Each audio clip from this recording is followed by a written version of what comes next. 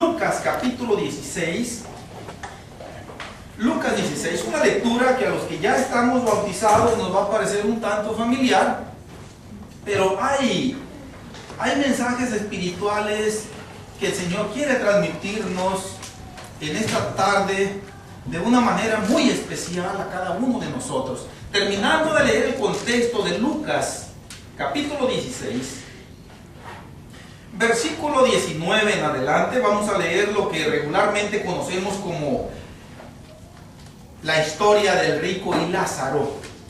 Y la encontramos ahí del versículo 19 en adelante de Lucas 16. Acompáñenme con su vista, yo voy a leerlo en voz alta y ustedes me siguen con su vista. Dice así: en el nombre del Señor Jesús, la santa palabra.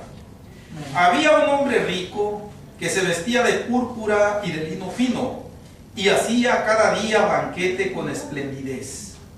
Había también un mendigo llamado Lázaro, que estaba echado a la puerta de aquel, lleno de llagas, y ansiaba saciarse de las migajas que caían de la mesa del rico, y aún los perros venían y le lamían las llagas. Aconteció que murió el mendigo y fue llevado por los ángeles al seno de Abraham. Y murió también el rico y fue sepultado. Y en el Hades alzó sus ojos estando en tormentos, y vio de lejos a Abraham y a Lázaro en su seno. Entonces él, dando voces, dijo: Padre Abraham, ten misericordia de mí, y envía a Lázaro para que moje la punta de su dedo en agua y refresque mi lengua, porque estoy atormentado en esta llama. Pero Abraham le dijo: Hijo, acuérdate que recibiste tus bienes en tu vida, y Lázaro también males, pero ahora este es consolado aquí, y tú atormentado. Además de todo esto, una gran sima está puesta entre nosotros y vosotros, de manera que los que quisieren pasar de aquí a vosotros no pueden, ni de allá pasar acá. Entonces le dijo: Te ruego, pues, Padre, que le envíes a la casa de mi padre, porque tengo 5 hermanos, para que les testifique, a fin de que no vengan ellos también a este lugar de tormento. Y Abraham le dijo: a Moisés y a los profetas tienen, óiganlos. Él entonces dijo: No, padre Abraham, pero si alguno fuere a ellos de entre los muertos, se arrepentirán. Mas Abraham le dijo: Si no oyen a Moisés y a los profetas, tampoco se persuadirán, aunque alguno se levantare de los muertos. Amén. Yo les voy a pedir que me acompañen haciendo una oración breve para que el Señor sea quien ministre la predicación. Bendito Jesús. Señor, aquí estamos un puñado de almas, Padre, que hemos venido aquí, Señor, en esta tarde, para que tú, Dios mío, vengas a nuestra vida. Nuestra presencia en este lugar, Señor, de alguna manera está indicando nuestra necesidad de ti, bendito Dios.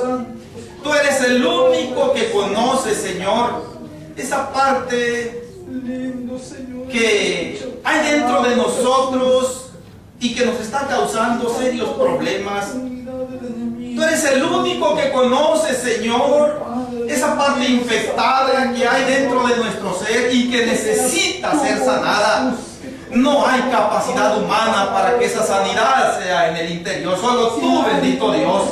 Y una de las formas que tú usaste para que esto suceda, Señor, es tu santa palabra que nos dejaste. La hemos tomado, úsala, Señor. Glorifícate en ella. Trata conmigo, trata con mi hermano, trata con cada uno de los que estamos aquí, Señor. Yo te lo suplico en el nombre de Jesús de Nazaret, y que solo tú, Señor, seas glorificado, Padre. Amén. Amén. Amén. Siéntense, muy amables, por la reverencia prestada a la palabra de Dios. Gloria a Dios. Hay un versículo en donde hago énfasis en este contexto leído, que es el versículo 29. Y Abraham le dijo: a Moisés y a los profetas tienen, óiganlos. ¿Por qué le dijo esto el Señor a aquel rico que quería que el padre Abraham enviara a Lázaro con los vivos? Ellos ya estaban en el más allá.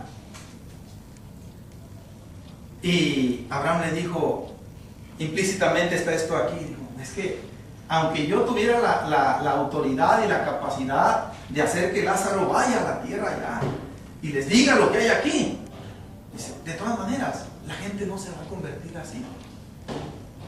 Solamente hay un elemento que está a disposición de toda la humanidad de parte de Dios para evitar venir a este lugar de tormento, y es: a Moisés y a los profetas tienen, óiganlos.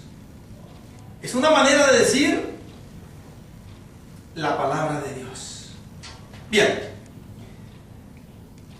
la historia del rico y Lázaro, yo cuando recién la leí duré tiempo en no entenderla, y creo que hasta la fecha no la he entendido en su plenitud, pero yo le agradezco a Dios que me haya dado un poco de luz para alcanzar a entender detalles aquí que me eran a mí hasta cierto punto una especie de ansiedad. ¿Por qué el rico fue a parar? Aquí leímos la palabra Hades, es una palabra griega que en aquel tiempo se usaba para referirse al infierno, ¿ya? ¿Por qué el rico fue a parar al infierno? ¿Y por qué el pobre fue a parar al seno de Abraham? Que es una manera de decir, para los judíos de aquel tiempo, el cielo mismo de Dios, la gloria misma de Dios. Y no comprendía yo eso, pero aquí en este contexto leído tenemos la historia de dos hombres, dos destinos y 5 hermanos. De los dos primeros hombres, el Señor Jesús nos dice que el primero era tremendamente rico. Es muy triste que a la muerte de una persona solamente se pueda decir que era muy rico. Pero si nosotros leemos el versículo 19, eso es todo lo que el Señor Jesús nos dice. Nos dice que se vestía de púrpura y de lino fino y hacía cada día banquete con esplendidez. Y ahí termina la descripción de este hombre. Nos dice que él se vestía de lo mejor y lo más caro que se podía comprar en aquel tiempo, de púrpura y de lino fino. Nos dice que llevaba una manera de vivir muy ostentosa, sin que pasara un solo día sin que celebrara un espléndido banquete. Celebraba cada día un banquete con esplendidez. Y nos dice que su vivienda, pues obviamente también era ostentosa. En otras palabras, todos los poros de aquel hombre resumbaban prosperidad material. Su ropa, su comida y su casa. Pero eso es todo lo que nos dice el Señor de él. Aparte de lo que más adelante nos dice, pero ya una consecuencia que no tiene relación con lo que eran aquellos banquetes espléndidos. Ya era una situación completamente diferente.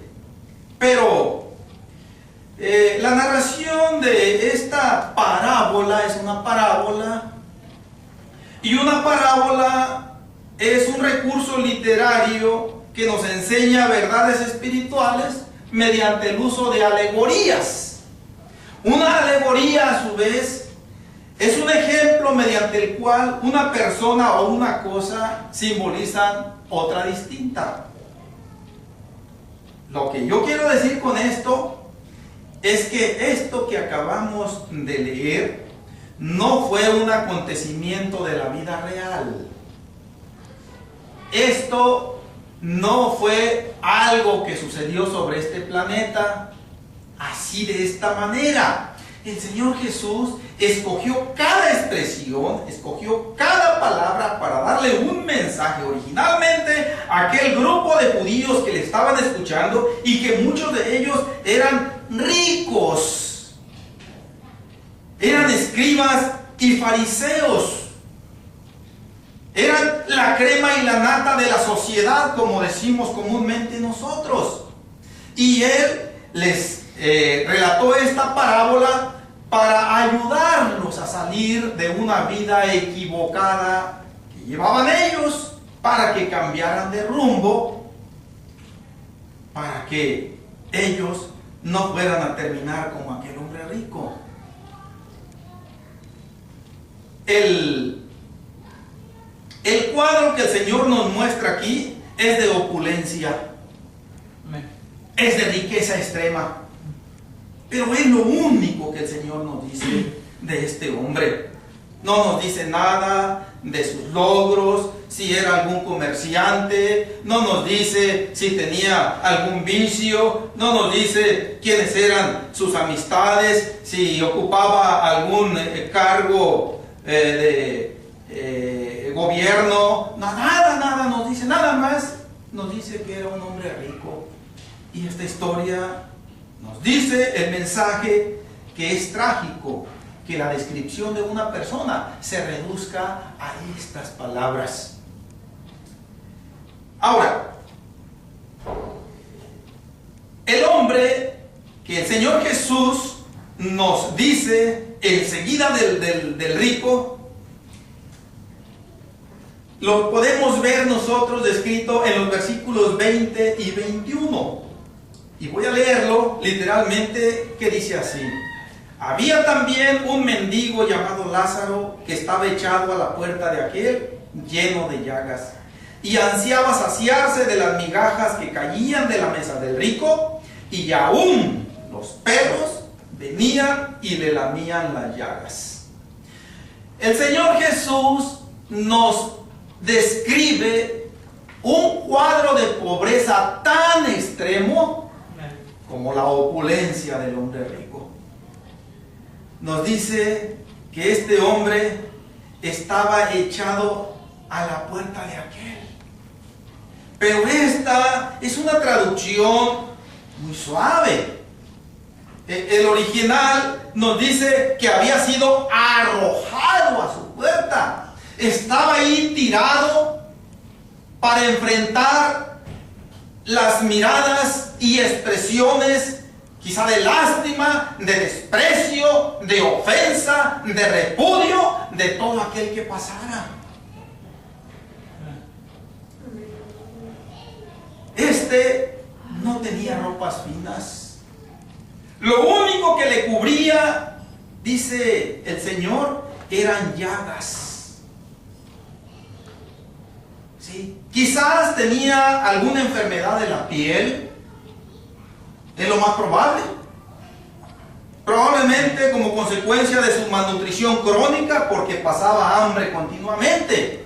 La sola vista de las sobras que caían de la mesa del rico, dice que le hacían agua a la boca. Ansiaba saciarse de las migajas que caían de la mesa del rico, pero pues nadie le daba. Notemos en el énfasis que el Señor hace: y aún los perros. Como en la historia del hijo pródigo, como en la parábola del hijo pródigo del capítulo anterior que tenemos allí, aquí mismo en Lucas, el Señor hace referencia a la compañía de animales para enfatizar lo bajo que había caído aquel hombre. Estaba casi deshumanizado. Su dignidad había sido pisoteada y deshonrada. La única compasión que recibía era la de aquellos sarnosos famélicos y tercermundistas, perros callejeros, que termina diciendo el versículo 21, venían y le lamían las llagas. Aún sin embargo, había una cosa que este hombre pobre tenía y que el rico no tenía. Algo tan aparentemente tan insignificante, pero que es tan trascendente y que tiene una profundidad grande, que lo pasamos muchas veces por alto. Este hombre pobre tenía un nombre: Lázaro. El Señor dice que se llamaba Lázaro. Y, como yo acabo de decir, esta es una parábola, esta es una ilustración para enseñarnos verdades espirituales. Cuando aquellos judíos que le escuchaban, escucharon este nombre, ellos entendieron inmediatamente a qué se estaba refiriendo el Señor Jesús. ¿Sí? Solamente nosotros tenemos nombre cuando somos conocidos por alguien. El nombre es un instrumento de identidad personal. El nombre es mediante el cual nosotros somos únicos en este planeta. Y puede que alguien llegue a pensar, no, pero hay muchos fulanos de tal, como yo. Sí. Puede que haya muchos del mismo nombre. Pues había muchos Lázaros inclusive. Había un Lázaro que murió y el Señor lo resucitó. Nos relata ya el Evangelio de San Juan. Pero la persona en sí es diferente, aunque tenga el mismo nombre que el que sigue allá. Sí. El nombre equivale a decir que se puede diferenciar a aquella persona del resto de la masa que forma la multitud. Tener nombre es ser importante, tener nombre es ser especial, tener nombre es ser conocido por alguien. Tener nombre significa importarle a alguien. Ahora, el rico no tenía nombre. Esto no significa de ninguna manera que en su certificado de nacimiento aparecía un espacio en blanco. No.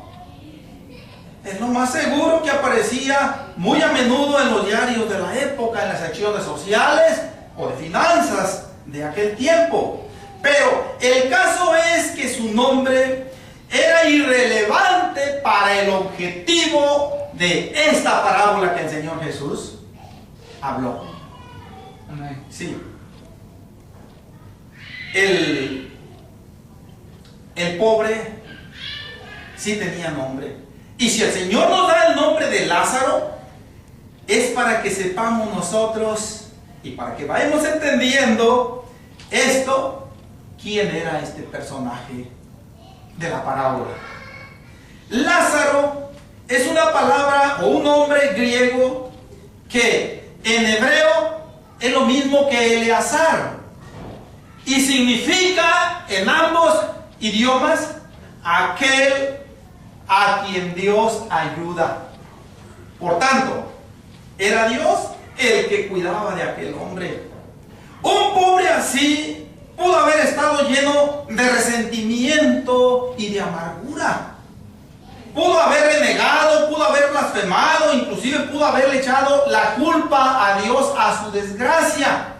Pero si el Señor nos dice que era Lázaro, nos está diciendo que este hombre no reaccionó así. Nos está diciendo que este es el tipo de hombre que busca su vindicación solamente en Dios. Un hombre a quien las pruebas no lo llevaron al resentimiento ni a la autocompasión, sino a la fe. Aleluya. Sí. Lázaro. Dos personajes simbólicos distintos. Pudiéramos preguntarnos, ¿cuál de los dos nos gustaría ser? No contestemos. Solamente si acaso respuesta que quede allí en la mente de nosotros. Pero sí debemos advertir que no solamente existía la diferencia en cuanto a lo material, sino que existía también la diferencia en lo espiritual. Y esto nos brinca a la segunda sección de la parábola. Ambos hombres tenían destinos diferentes. Leámoslo nuevamente, versículo 22 en adelante, hasta el 25. Aconteció que murió el mendigo y fue llevado por los ángeles al seno de Abraham. Y murió también el rico y fue sepultado. Y en el Hades alzó sus ojos estando en tormentos, y vio de lejos a Abraham y a Lázaro en su seno. Entonces él, dando voces, dijo: Padre Abraham, ten misericordia de mí, y envía a Lázaro para que moje la punta de su dedo en agua y refresque mi lengua, porque estoy atormentado en esta llama. Pero Abraham le dijo: Hijo, acuérdate que recibiste tus bienes en tu vida, y Lázaro también males. Pero ahora este es consolado aquí, y tú atormentado. Nosotros tenemos que tener mucho cuidado en cuanto a cómo entender o cómo interpretar los elementos tan terribles que encontramos en estos versículos concretos. No debemos olvidar de que se trata de una parábola.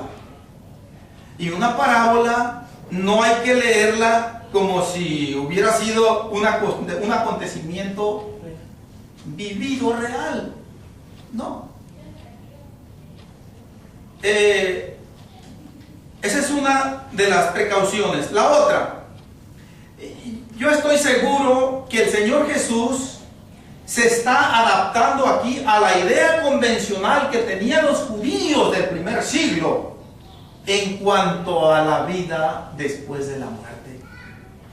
Y la explicación que yo encuentro aquí es esta descripción, por cierto, un tanto extraña, de que Lázaro fue llevado por los ángeles al seno de Abraham. ¿Sí?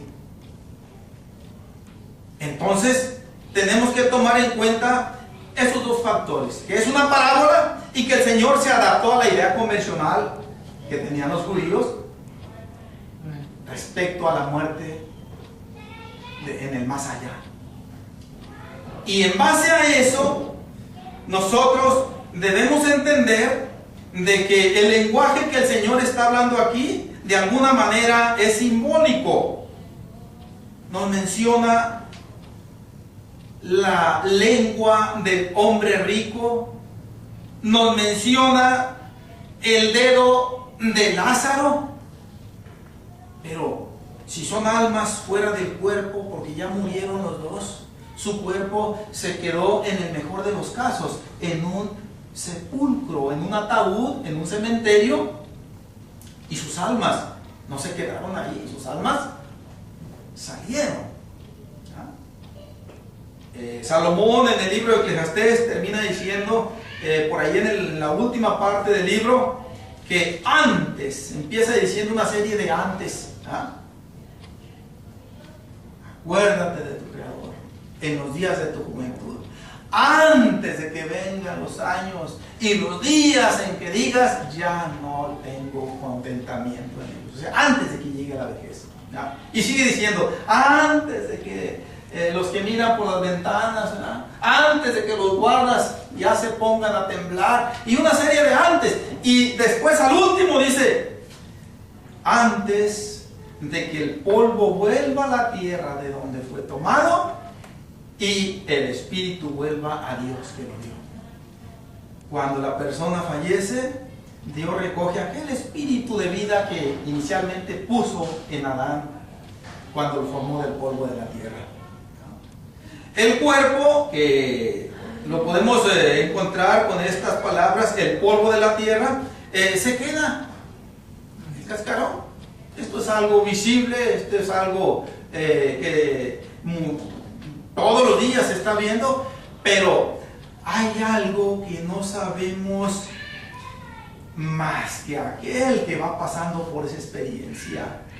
El alma. ¿Qué pasó con el alma? Está bien, el cuerpo se va a la tierra, otra vez al polvo. El espíritu se va con Dios, pero el alma no se va ni a la tierra ni se va con Dios cuando la persona fallece. Bueno, esto es algo muy complejo que no quiero meterme en eso, en los evangelios, allá donde se relata sobre la muerte, sobre la resurrección, etc. Pero lo que el Señor Jesús nos está diciendo aquí es que no quiere Él darnos detalles sobre el cielo y del infierno, pero nos está diciendo que el cielo y el infierno existen. Nos está diciendo aquí también de que pasamos ese velo de la muerte en un estado consciente. Sí. Aquí nos lo está diciendo mediante la ilustración del rico y Lázaro. Siguen ellos razonando. Aquel rico conocía de sobra aquel mendigo que tenía, ya lo tenía hasta grabado en su cerebro, se me hace, y lo conoció allá, en el más allá. Pienso que Lázaro también lo conoció. Entonces sobrevivimos en un estado consciente a la muerte. También nos dice que hay una gran diferencia los muertos cuando mueren. Cuando se lleva a cabo ese momento, de ese punto en adelante, hay una bifurcación de dos caminos solamente y no hay más. Había una canción que en aquel entonces yo decía que 4 caminos hay en la vida. Y yo me la creía.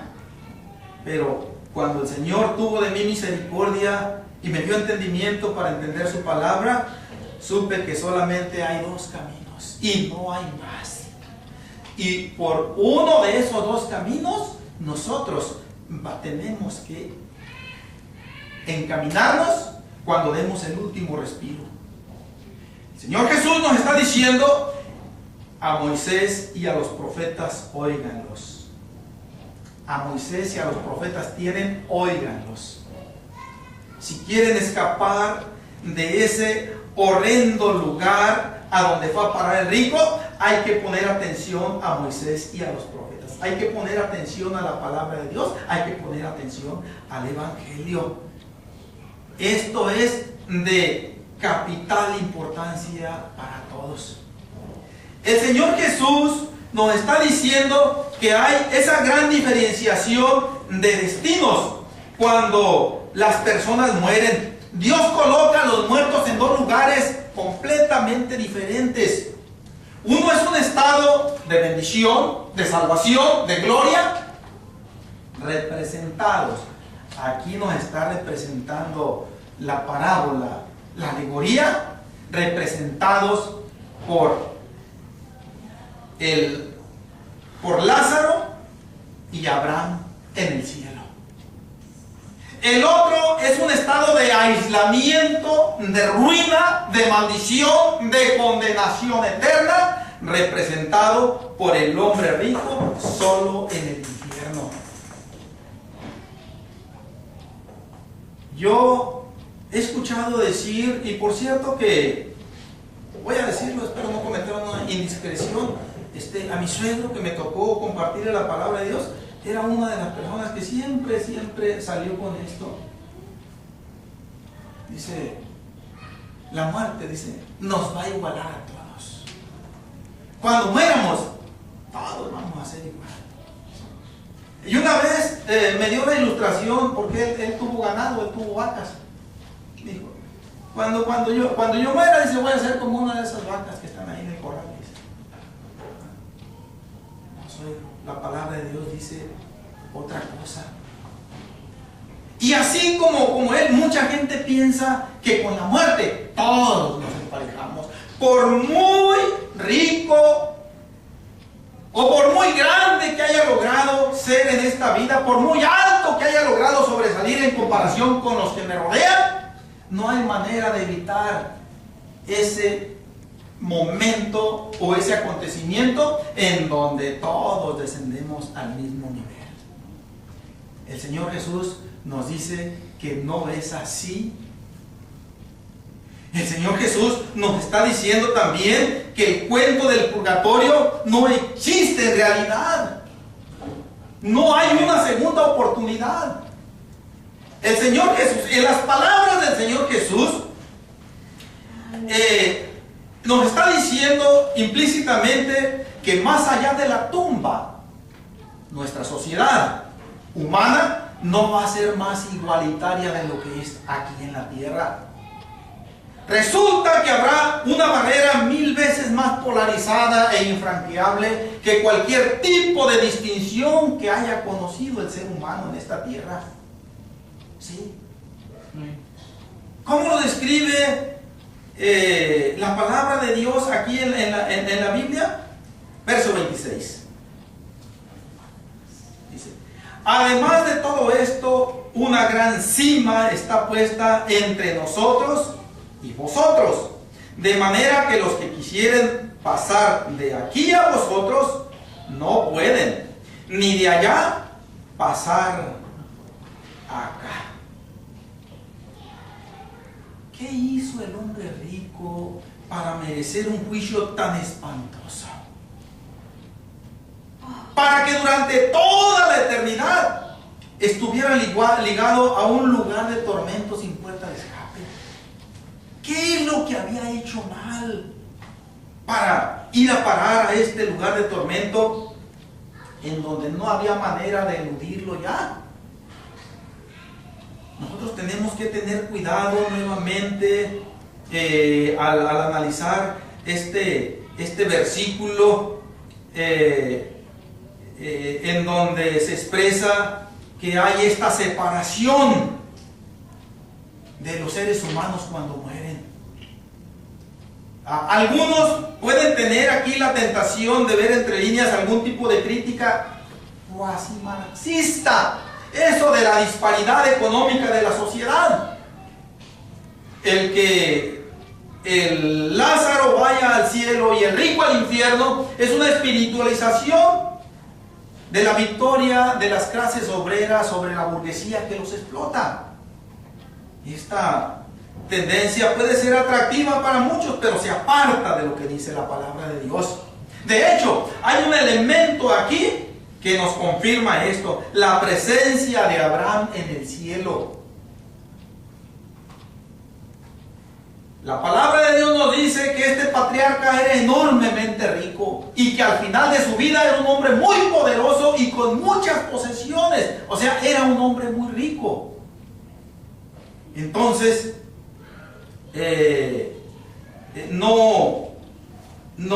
nadie podemos decir que Abraham hubiera sido un representante del proletariado, de los trabajadores que son oprimidos. Abraham tampoco representa ni mucho menos la idea fantástica de Robin Hood. No sé si la hayan escuchado alguna vez. Decía aquel personaje que solamente era una fantasía, decía que todos los ricos son malos y que todos los pobres son buenos. No, el Señor Jesús no está diciendo que porque el rico era rico tenía que ir al infierno. No, si no, Abraham también hubiera estado ahí. O que el pobre, porque era pobre, se fue al cielo. Tampoco el Señor Jesús está diciendo eso. Cuando nosotros, hermanos, tenemos un problema de interpretación de la Biblia, y esto como yo sinceramente lo batallé, tenemos que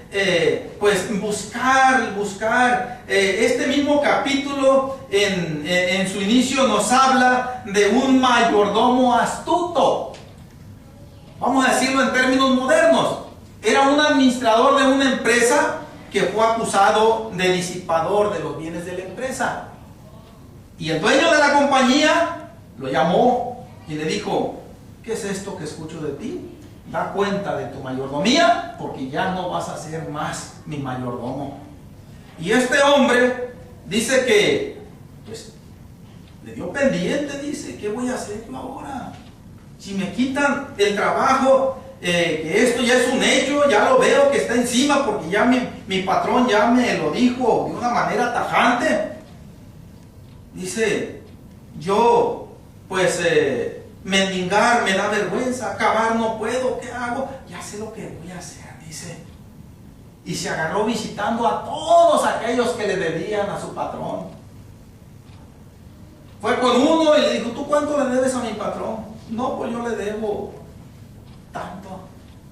Siéntate, apúntate aquí la mitad de lo que debes, dice, y con eso queda bien ya la cuenta.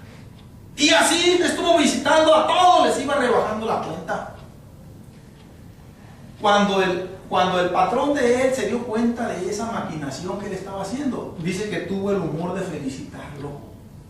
Obviamente que no lo felicitó por su falta de honestidad. Dice, por su sagacidad. Y el Señor Jesús da la enseñanza y dice, ganad. Creo que esto lo tenemos en el versículo 9 de este mismo capítulo 16. Ganad amigos por medio de las riquezas injustas, para que cuando éstas falten, os reciban en las moradas eternas. Esta es una expresión que pues sorprende mucho en los labios del Señor Jesucristo, como que no suena bien. Ganad amigos por medio de las riquezas injustas. Pero en las palabras del Señor Jesús, cuando dice las riquezas injustas, no está diciendo riquezas ilícitas o que se hayan obtenido por medios fraudulentos o asaltos o robos. No. El Señor Jesús menciona riquezas injustas para hacer un contraste con las riquezas del cielo, con las riquezas primordiales por las cuales nosotros tenemos que luchar por alcanzarlas, en otras palabras, las espirituales.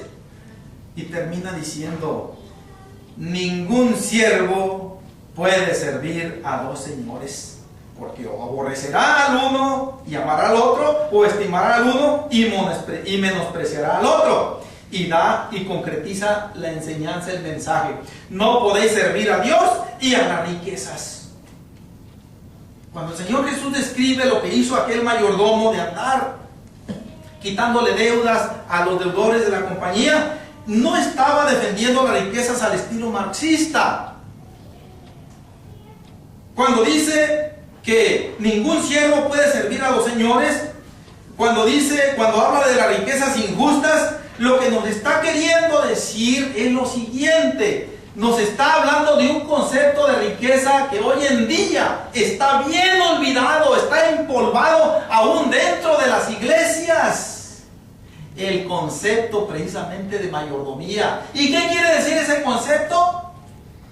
Lo que el Señor Jesús nos dice, que todo lo que nosotros lleguemos a tener en lo material, que todas las oportunidades de crecer en esta vida que se nos presenten, que todas las posesiones, todas las riquezas, dice que son algo que Dios en su misericordia y en su gracia nos concede para que las administremos, pero no de una manera egoísta, sino para ayudar al necesitado en la posibilidad y en la medida de la necesidad.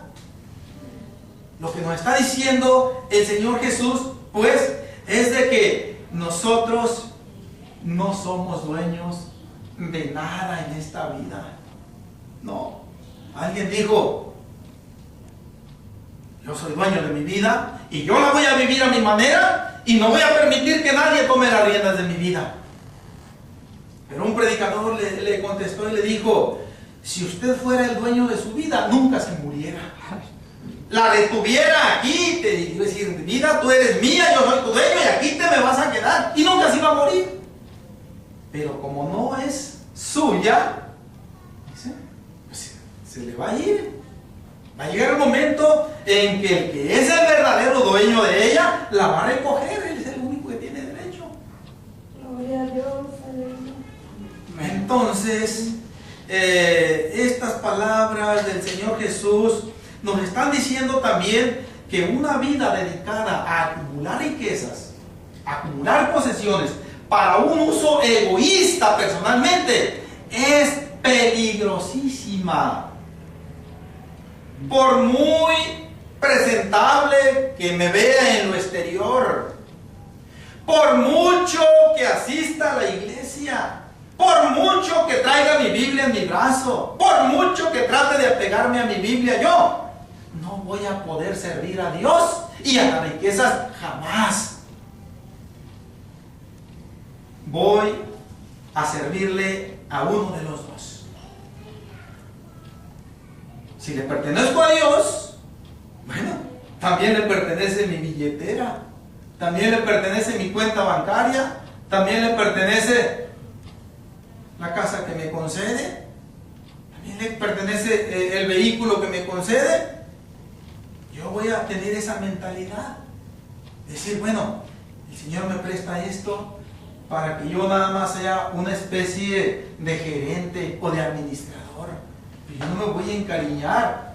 Y cuando vea a alguien que necesita, esto casi de todos los días, yo pienso que en la mayoría de las ciudades, por no decirlo en todas, va a haber alguien en la esquina pidiendo.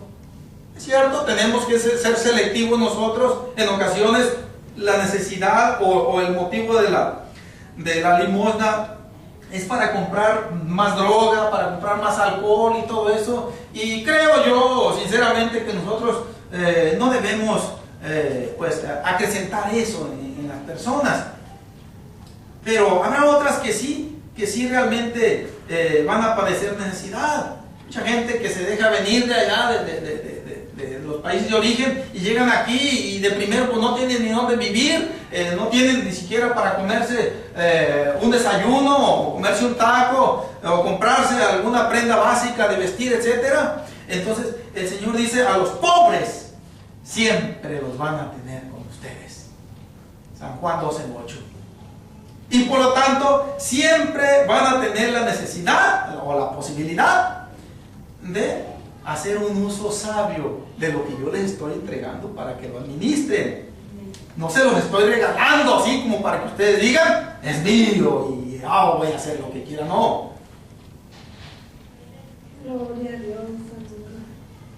Aquí nosotros, hermanos, podemos ir entendiendo ahora sí por qué es que el rico fue a dar al infierno. Notemos en la palabra que Abraham le dice en el versículo 25, acuérdate, le dice.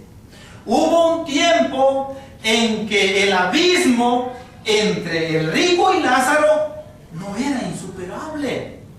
Hubo un tiempo en que entre ellos existía un canal de comunicación.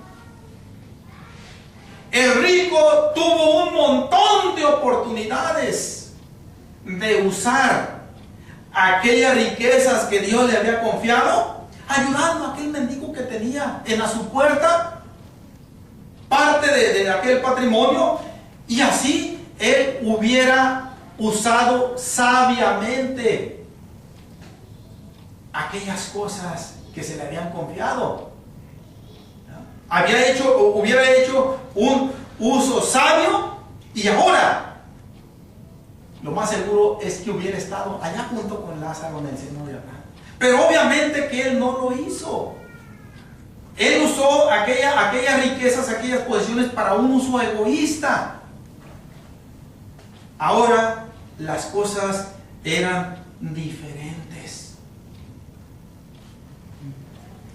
Ahora todo había cambiado.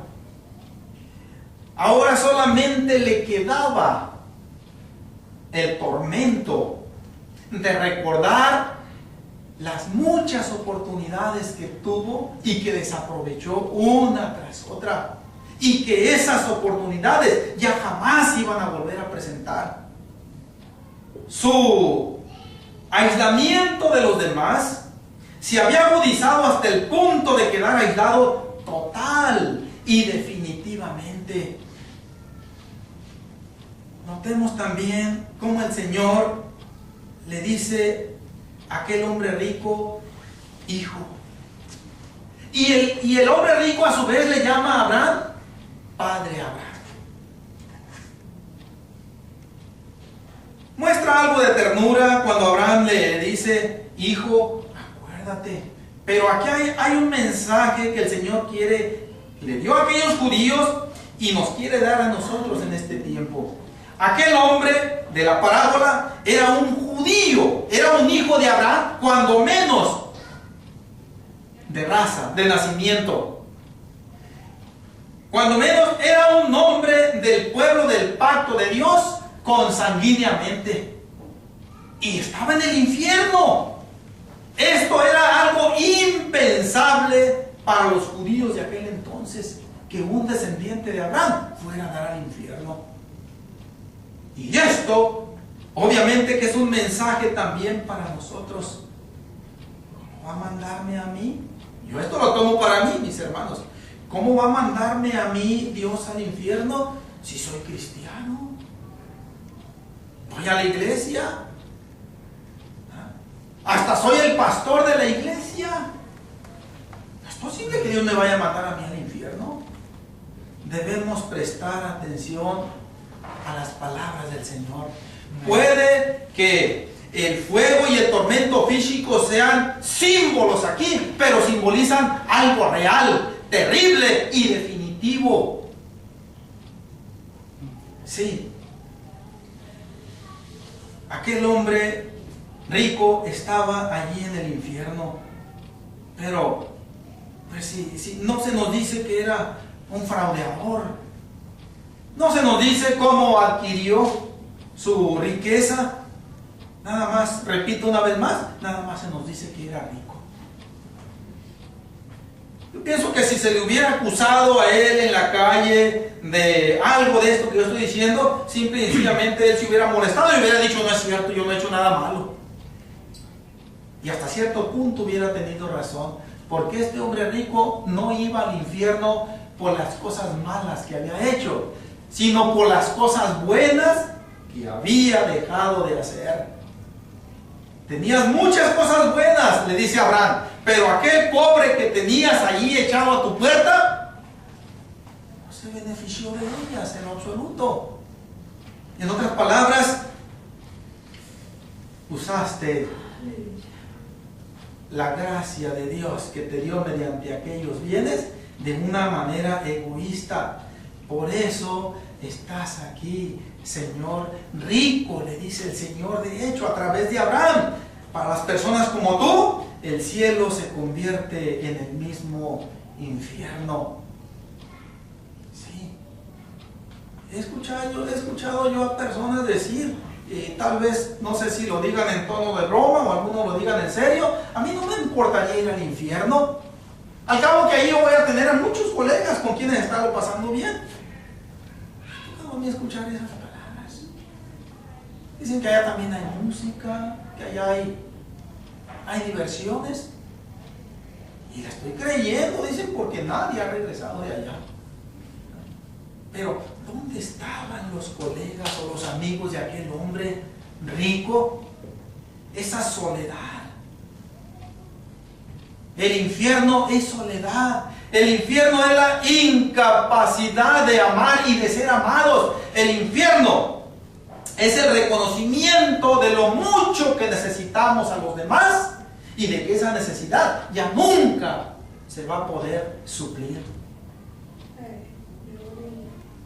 Notemos la ironía de las palabras del hombre rico en el infierno.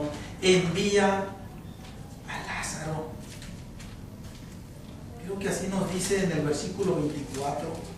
Envía a Lázaro para que moje la punta de su dedo en agua y refresque mi lengua. Este hombre rico nunca había necesitado de nadie.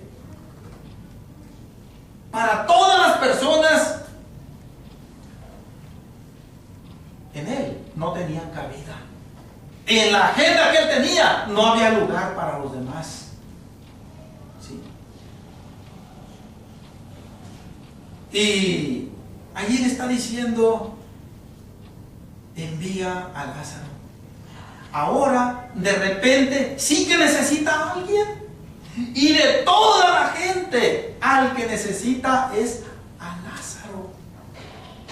Pero ya nadie puede suplir esa necesidad. La forma de vida que llevó aislada se le ha dejado venir encima hasta el extremo de quedar de una manera total y definitiva allí, en ese aislamiento. Y cuando este hombre pues ve que no hay posibilidad de que pues salga de que salga de ahí él, de que haya una mejora para él, porque Dios había puesto una gran cima entre ellos. Abraham le dice: aquí hay una gran cima entre nosotros. Los que quisieren pasar de aquí a vosotros no pueden, ni los que están allá tampoco pueden pasarse para acá. Esta palabra cima es muy significativa. Cuando dice el versículo 26, una gran cima está puesta entre nosotros y vosotros. Notemos que está con S, cima. Y la gramática en español es tan variante que con una sola letra que se le cambia una palabra, cambia el significado totalmente. Cima con S significa un enorme abismo. Pero al contrario, si aquí estuviera cima con C, fuera lo contrario, significara una enorme elevación o colina. Ahora podemos entender por qué es que el rico podía ver a Abraham y a Lázaro en su seno. Dice que a lo lejos los miró. Es que lo que había era un enorme abismo. Se podían ver los que estaban allá y aquellos podían ver los que estaban acá, pero no había manera de pasarse los unos a los otros. Y cuando el rico se da cuenta que eso ya es irremediable, le dice entonces a Abraham, y aquí es donde entran en escena los 5 hermanos. Y aquí es en donde empieza de una manera más fuerte el Señor a tratar de llamar nuestra atención. Envía, verso 27 y 28. Entonces le dijo: te ruego pues, padre, que le envíes a la casa de mi padre, porque tengo 5 hermanos, para que les testifique, a fin de que no vengan ellos también a este lugar de tormento. Cuando el Señor menciona estas palabras, deja preparado el terreno para hacer la advertencia contundente y crucial para aquellos judíos primeramente, y después ahora para nosotros que estamos en el relevo del camino de la vida, porque nosotros también estamos contemplados en el plan de salvación. Dios nos tiene contemplados a nosotros para que vayamos al cielo, pero Dios quiere que nosotros accedamos voluntariamente a atender lo que Él nos está diciendo. Envíalo, tengo 5 hermanos. No se nos dice más de esos 5 hermanos, nada más se nos dice que son 5 hermanos. Pero también no necesitamos saber más de sus 5 hermanos. El Señor Jesús a lo que se refiere aquí es que los que estamos nosotros con vida, aquellos 5 hermanos, los simbolizan a ustedes y me simbolizan a mí. Simbolizaron en aquel entonces a aquellos escribas y fariseos y simbolizan a todo aquel que llegue a escuchar esta parábola. ¿Sí? El destino del rico y Lázaro está ya decidido. No hay manera de hacer cambios. Pero nuestro destino todavía no está decidido. No. Aún estamos aquí y todavía tenemos nuestra oportunidad. Aquí es donde estamos sometidos a la prueba. Es aquí en donde estamos decidiendo nuestros destinos. Es aquí en donde tenemos la oportunidad nosotros de oír a Moisés y a los profetas. Es aquí donde tenemos la oportunidad de decirle a Dios de qué calibre espiritual somos. Y siempre que abramos nosotros el libro de Dios, vamos a estar ante las puertas del cielo y ante las puertas del infierno. Así de serio es escuchar la palabra de Dios. Esto es demasiado serio. Esto no es como escuchar un cuento cualquiera. Esto no es como leer un libro cualquiera secular. Esto no es como ver una novela, una telenovela. No, porque es una palabra que nos está exhortando a cambiar. Es una palabra que nos está exhortando a tomar una decisión y hacer un compromiso con el juez del universo. Eso es lo que hace la palabra de Dios. Quisiera el rico que fuera alguien, o vamos a dejar ya aquella escena, aquel rico quisiera mandarnos a un espíritu, a un fantasma, a alguien que se venga de allá de los muertos y que nos diga: hey Cayetano, hey Salomón, hey fulano de tal, después de la muerte es cierto que hay infierno, allá estuve yo, y yo te estoy testificando que allá hay infierno, ¿ya? Para que te arrepientas. El Señor dice: eso no garantiza la conversión del ser humano. Yo creo que el Señor lo sabía bien, porque Él se levantó entre los muertos y lejos de ocasionar muchas conversiones, se levantó más aquella oposición de los líderes religiosos de aquel entonces, tan así que lo llevaron a la crucifixión. No, dice, aunque un muerto se levante de entre los muertos, dice, esto no va a garantizar la conversión de la gente. Dice, solamente hay una cosa que tiene un verdadero poder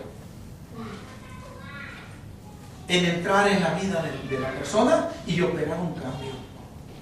Hermanos, esto nos lo dice de una manera clara. Ya voy a terminar la predicación allí en este énfasis que voy a repetir una vez más en el versículo 29. Abraham le dijo: a Moisés y a los profetas tienen. Y leo el versículo último, el 31. Mas Abraham le dijo: si no oyen a Moisés y a los profetas, tampoco se persuadirán, aunque alguno se levantare de los muertos. Notemos, nosotros podemos tener muchas salidas, muchas excusas, muchas evasivas. De hecho, todos los días las estamos teniendo, de alguna manera. Pero viene un día en donde ya no va a haber esta oportunidad. Viene un día en donde el Señor nos está ilustrando mediante la condición de aquel rico, que ya no va a haber manera de solucionar nada absolutamente.